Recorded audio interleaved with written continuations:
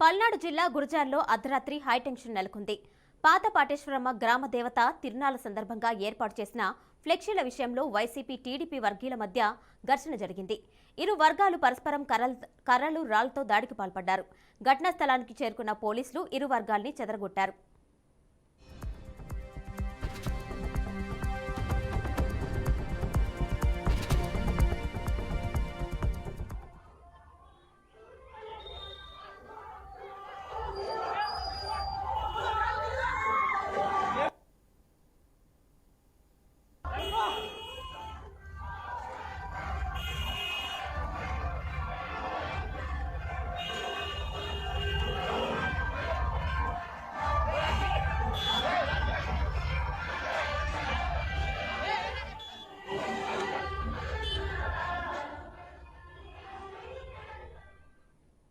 పల్నాడు జిల్లా గురజాల్లో అర్ధరాత్రి హైటెన్షన్ నెలకొంది. పాత పాటేశ్వరమ్మ గ్రామ దేవత తిరునాళ్ల సందర్భంగా ఏర్పాటు చేసిన ఫ్లెక్సీల విషయంలో వైసీపీ టీడీపీ వర్గీయుల మధ్య ఘర్షణ జరిగింది. ఇరు వర్గాలు పరస్పరం కర్రలు రాళ్లతో దాడికి పాల్పడ్డారు. ఘటనా స్థలానికి చేరుకున్న పోలీసులు ఇరు వర్గాల్ని చెదరగొట్టారు.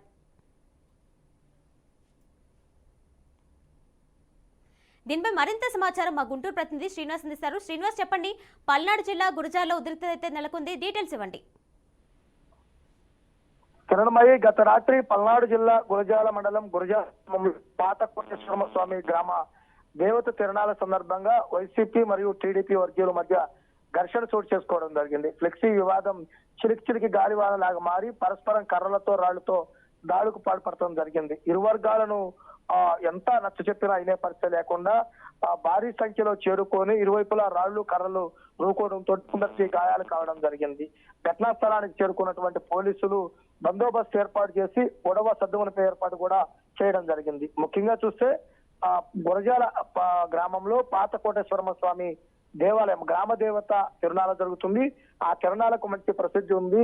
అందరూ అన్ని ప్రాంతాల నుంచి వారు కూడా గ్రామ దేవత తిరునాళ్లకు చేరుకుంటారు. అక్కడ ఏర్పాటు చేసినటువంటి ఫ్లెక్సీలు ఈ వివాదానికి ప్రధాన కారణం కావడం జరిగింది. ఒకవైపు వైసీపీ ఫ్లెక్సీలు, ఒకవైపు టీడీపీ ఫ్లెక్సీలు ఉన్న నేపథ్యంలో ఇరువైపులా ఉన్నటువంటి వాదన పెరిగి దాడులకు పాల్పడినటువంటి ఘటన కూడా నమోదు కావడం జరిగింది. అయితే సామాన్య భక్తులు ఇరువైపులు ఎందుకు దాడి జరుగుతుందో అర్థం కాని అయోమయ పరిస్థితి కూడా ఉండడం జరిగింది.